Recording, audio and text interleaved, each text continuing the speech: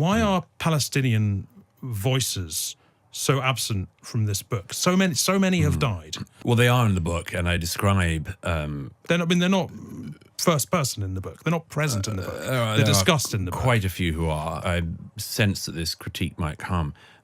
When I'm in Ukraine, which I was again the other week with Ukrainian armed forces, I'm never asked why I don't hop over the front line and go and speak with Vladimir. Hang on, let me finish. You're in a prison with Hamas fighters there. Hang on, let me finish. Yeah. I'm not asked why I don't hop over the kilometer of no man's land and speak to Vladimir Putin's soldiers. You know, after 9/11, when the United States of America needed to settle the scores with its enemies, there were no protests about going after Al-Qaeda, ISIS, etc. But yet, when Israel is facing the same exact ideology and enemies, the world came crushing down on Israel.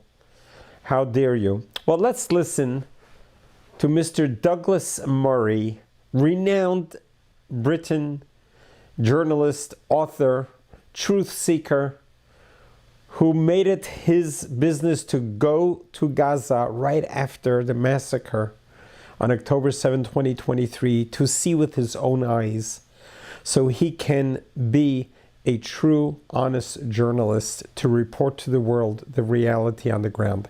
Let's listen to this wonderful presentation by Douglas Murray, and then we'll discuss it afterwards. Kindly subscribe to our channel so a little bit of light will push away a lot of darkness. Just remember that when we lost hundreds of Parisians in a night, we did not have to deal with a world saying you don't have the right to destroy ISIS unless you have no civilian casualties in the process of doing so. We did not have to face endless pundits who knew nothing about on the ground the reality of the war, telling the French and British that, you know, had we not thought about collateral damage, or maybe ISIS can't be destroyed, maybe if we kill members of ISIS, we'll just make more ISIS, and so on. These are all the arguments that are only used against Israel when it's fighting against Hamas. And by the way, but perhaps they're used there and not here because they apply there and not here. I mean, Israel does create more members of Hamas by killing members of Hamas. Really? Of course it does. That's your view. People are radicalized. No, that's your view. That's not, of course. You think it's incorrect? I think somebody like Yahya Sinwar was a very unusual figure. I don't believe you keep creating Sinwars. I'll tell you what, but on the bigger point, when people claim that if Israel responds militarily in Gaza in any way, it will simply continue to create Hamas. Well, there's a difference between in any way and in this way. I think that you're eliding something quite important. Okay, well, I think that the Israeli Defense Forces, from my observation, have done the job they've had to do in Gaza of trying to get back the 250 stolen Israelis who were kidnapped from their homes and from the Nova Music Festival, and to kill or capture the leadership of Hamas. I think they have done it in the most expert way possible. Doesn't mean there haven't been mistakes made along the way. Of course, that's the nature of warfare. But they have done it in the most expert way possible. If anyone else in this studio or anywhere else in London or around the world has a plan for how you get back 250 hostages being held in underground tunnels, underneath hospitals, mosques, and in civilian houses, and how you would capture or kill the leadership of the terrorist group who did that, please send me an email of your battle plan, and I will send it on to anyone in Jerusalem I can. Understood. But just quickly, on the other point of the, as it were, if you try to kill the terrorists or to destroy the terrorists, you only create more terrorists. Throughout history, there have been times when you could have claimed this, and it is not the case. And it cannot be the case in this situation if the following thing happens. Just very quickly. I'm sorry, but that's not the argument I presented you with. It's not if you kill the terrorists. It's if you cause collateral damage in killing the terrorists, which is quite different. But the Allies managed to destroy the dreams of Imperial Japan against the most unbelievably brainwashed people. Yes. And the dream that the God Emperor would ever give in and admit defeat was impossible to concede. Were there collateral damages In among Japan, the of Japanese course. people? Yeah, I think so. There's some rather famous examples. But we destroyed, the Allies destroyed another death cult in Imperial Japanese ideas. There is no reason why Hamas should be regarded as such a brilliant and appealing group that they too cannot be utterly defeated at some point. Okay, well, I'm definitely going to come back to that. There are two more questions I'd really like to ask you. Sure. I know we're a little bit pushed for time. You clearly know Palestinians. You write in the book that you actually lived in Ramallah 10 years ago, Yes. which I did not know this. Yeah. You also visit an Israeli prison for captured Hamas fighters in the book. You say you spent hours there, but you don't quote anybody there. You don't paraphrase anybody Yes. there. You say, although I saw people I knew from the atrocity videos, there was nothing to learn from them. Why are Palestinian voices so absent from this book? So many have died. Why are they not in this book about the war in their region? Well, they are in the book, and I describe... They're not first person in the book. They're not present in the book. They're discussed in the book. Quite a few who are, and they include people like the very brave, you might call him a Palestinian, some people might call him a Palestinian, but one of the great heroes of the day who I quote, a great Arab Muslim Israeli doctor whose story I wanted to bring out. So I do, but I just would add, because I sense that this critique might come, when I'm in Ukraine, which I was again the other week with Ukrainian armed forces, I'm never asked why I don't hop over the front line and go and speak with Vladimir. Hang on, let me finish. You're in a prison with Hamas fighters there. Hang on, let me finish. Yeah. I'm not asked why I don't hop over the kilometre of no man's land and speak to Vladimir Putin's soldiers. I wasn't asking why you didn't go to Gaza. I'm just saying that in reporting a war in general of this kind, it is... it's as tough to get Hamas to host you in their homes as it is to get Vladimir Putin to do so. That's not what I asked you at all. I mean, you say you go into this prison full of Hamas fighters. You say you spend hours I'm very there. careful about what I say about that I understand for very that. sensitive reasons. You say, although I saw people I knew from the atrocity videos, there was nothing to learn from them. How is there nothing to learn? This is the whole thing. These are the genocidal people who are conducting. How can there be nothing to learn from them? Because they'd already told me and everyone everything by what they did.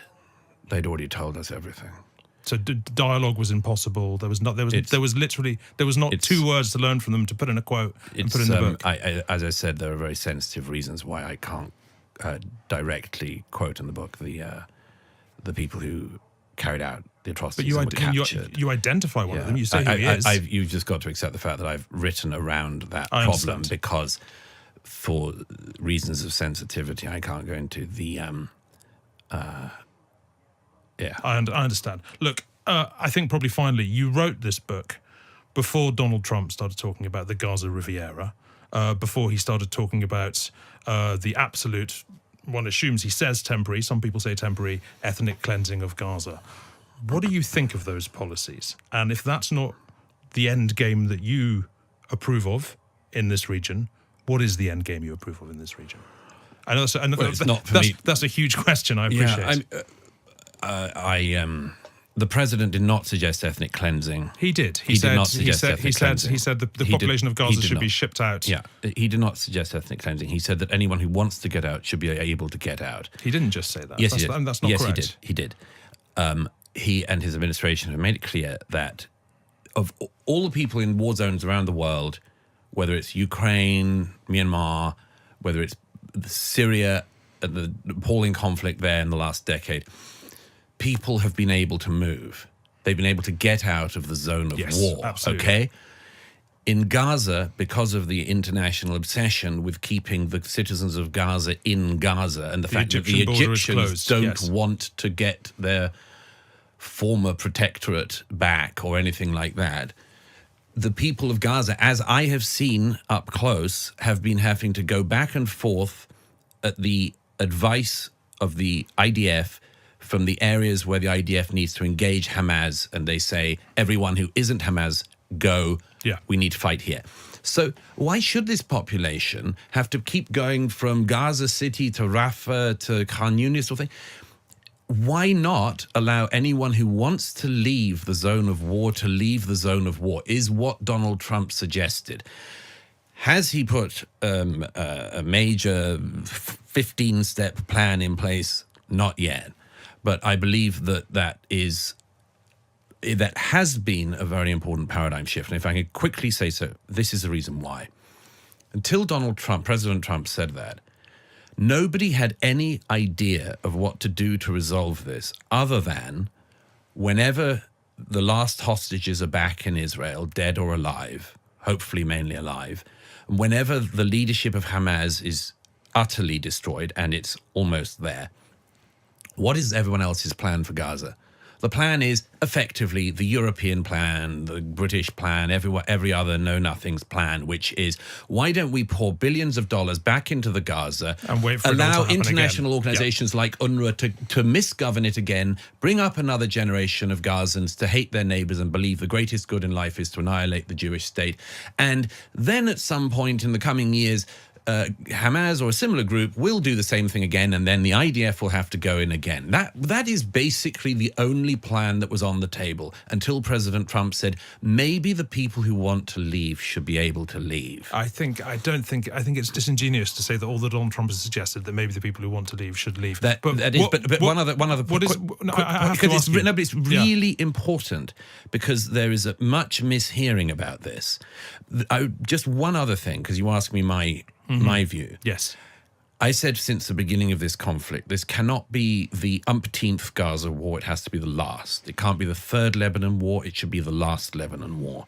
For that to happen, the international community, and not just Israel alone, has to permit the destruction of Hamas and the destruction of Hezbollah and the throttling by financial means, hopefully successfully, of the Iranian revolutionary government, which has been colonizing the Middle East in our lifetimes, which has colonized Iraq, colonized Syria, colonized Lebanon, colonized Yemen, and has colonized Gaza.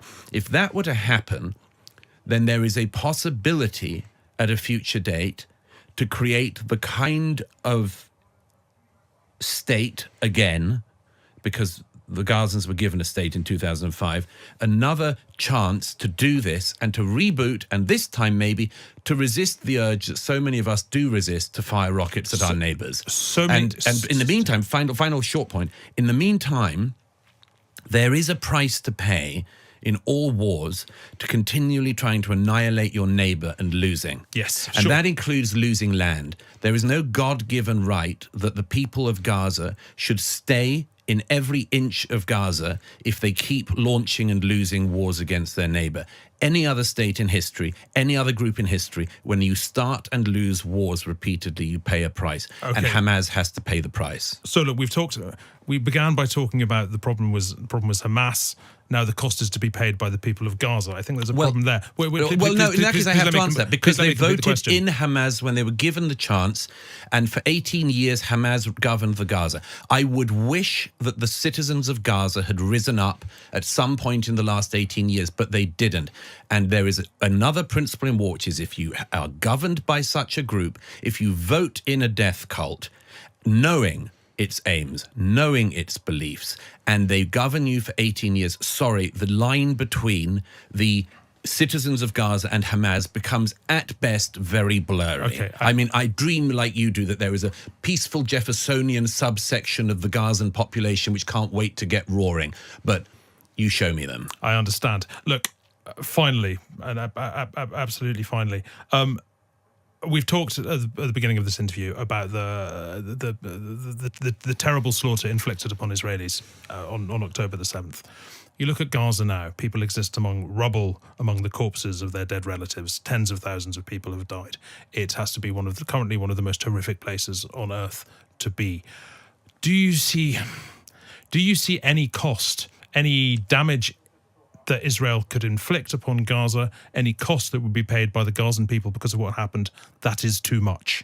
Is there anything that would be too much? Is there anything that Israel could do where you'd be, this is too far? And if so, where do we hit that point for you? Well, if the IDF was, for instance, deliberately massacring civilians, that would obviously be a war crime and would not be correct. But it hasn't happened. That's the line. Whose? I'm asking you. That's your line. Well, if Israel were committing war crime after war crime, then that would be a line, but it's not. I mean, what? 2% of the population are dead?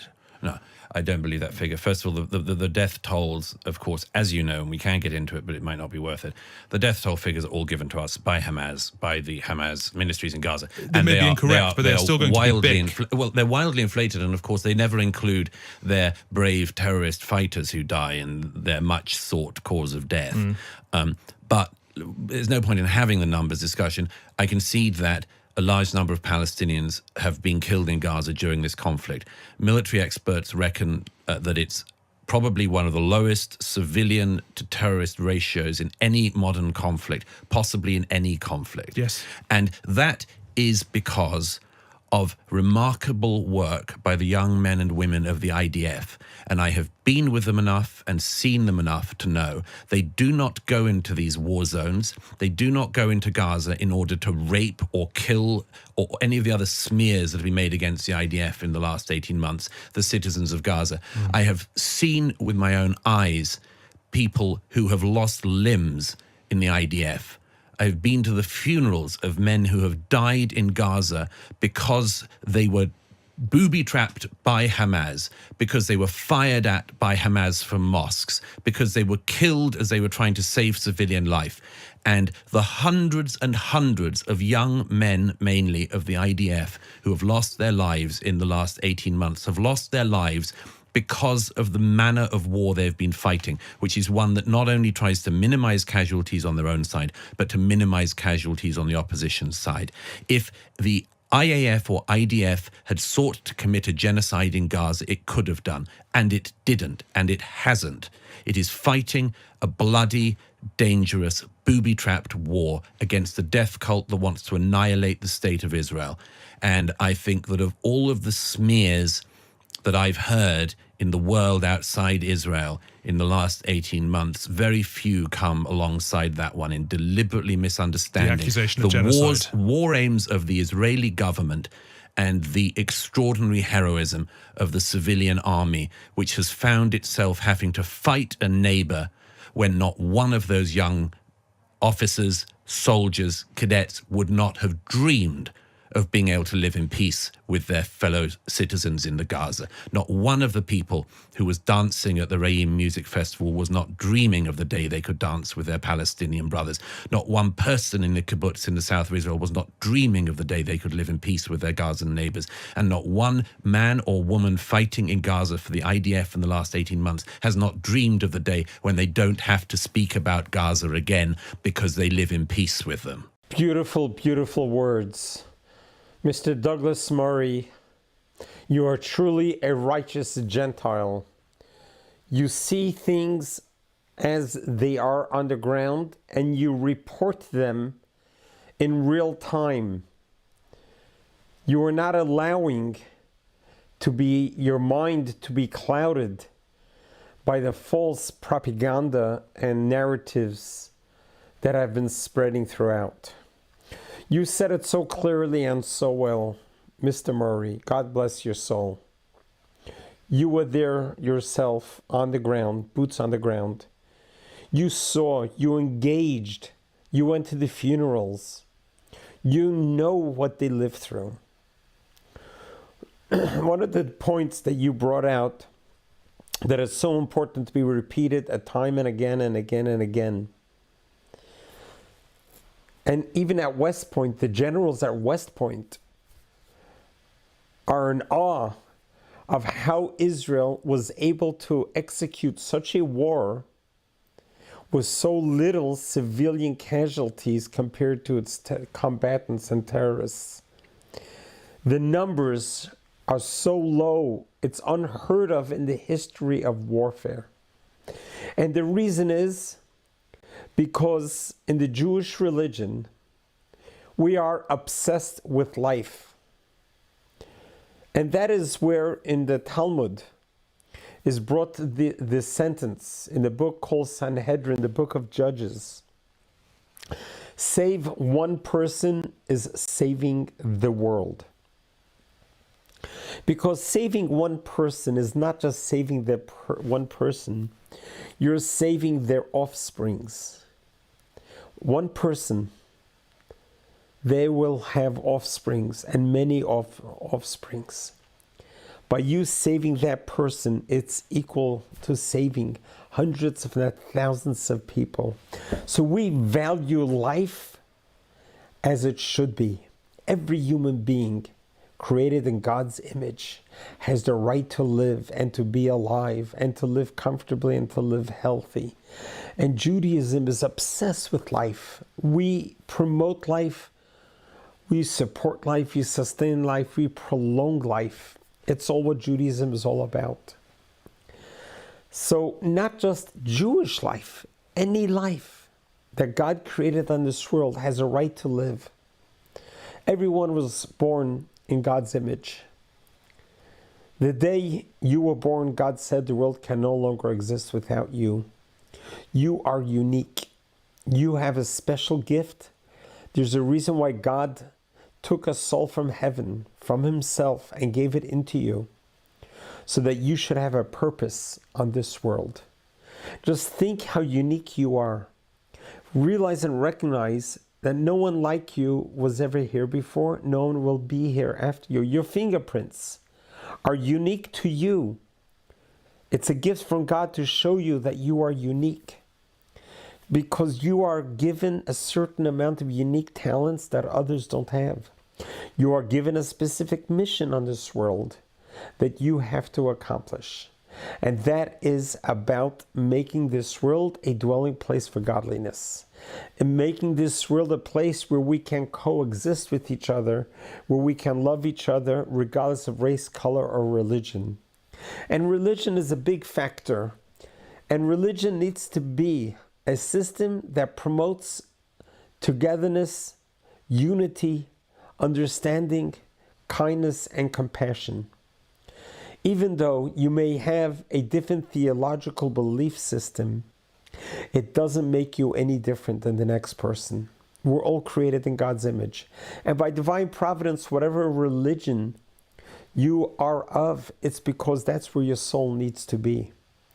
And Judaism respects other religions. It supports other religions. We encourage you to be more active in your religion. Judaism doesn't proselytize. We have a hard enough time holding on to the 15 million that we have.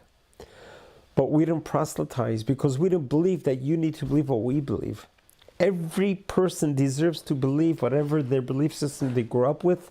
It's part of their heritage. It's who they are. And we want you to. If someone wants to convert to Judaism, there is a way of conversion. But it's not a simple process. Because converting to Judaism means that you are taking upon yourself a whole new lifestyle. Judaism is not a religion, it's a way of life. And to want to live like a Jew means that you need to wake up in the morning, and as soon as you wake up, you need to say, "Thank you, God." It's part of the religion. Before you eat food, you have to say a prayer. Before you sit down and have a bread sandwich, you need to wash your hands. After you finish eating, you need to say grace after every meal. You need to pray 3 times a day. Come Saturday, you cannot work, you cannot handle any electronics, you cannot drive, you cannot travel. You need to be at home with your family and your friends, and you need to go to the synagogue. 6 days a week you work, the 7th day you rest. And it goes on and on. There are 613 commandments to Judaism. Everyone needs to be able to appreciate each other, who we are, just the way we are. Israel has been faced with an enemy like never before, and a war like never before. Such guerrilla warfare, where they booby-trapped every building, and they used civilian targets as their own shields. They took the innocent, those that are still innocent in Gaza and Palestinians. If I don't know how many innocent are there, we all saw the pictures of thousands of Gazans parading in the streets when the hostages were taken hostage, and we know how many Gazans hid hostages in their homes, so they're far from innocent. But Israel was doing everything possible to minimize casualties because we value life. Hamas has made it very clear many of times. They are obsessed with death as much we are obsessed with life. And Golda Meir says, the former prime minister, the only woman prime minister of Israel, peace will be in the Middle East when the Arabs begin loving the children, to live than to die. And she also said, if Israel puts their arms down, there'll be bloodshed. If the Arabs put their arms down, there'll be peace. And that's a truth, because Israel comes in peace, and Israel's here for peace. So may God Almighty bless us all, that we should finish the job in Gaza, and we should be able to see peace. Peace forever. The free people in Gaza are entitled to live as free people. Let Gaza turn into a French Riviera, as it had its potential since 2005, when Israel was expelled from Gaza. Every single Jew was expelled from Gaza, and now one Jew was allowed to go back to Gaza, talking about apartheid. They are prohibited again. They wouldn't let a Jew into Gaza. They had an opportunity to turn Gaza into a wonderful state with high rises, with the infrastructure of schools and medical centers, education, sports stadiums, an airport, business industry. There's so much they could have done. Instead, they chose to create terror tunnels and take the billions of dollars that the world thought they were giving them to help rebuild, to help actually rebuild their terror state as they have. So let Israel do what it has to do, fight your war, eradicate this evil from the world, so that Israel could have secure borders and the people in Gaza can be free. Let's pray, and we hope that that happens speedily in our days. God bless you. God loves you.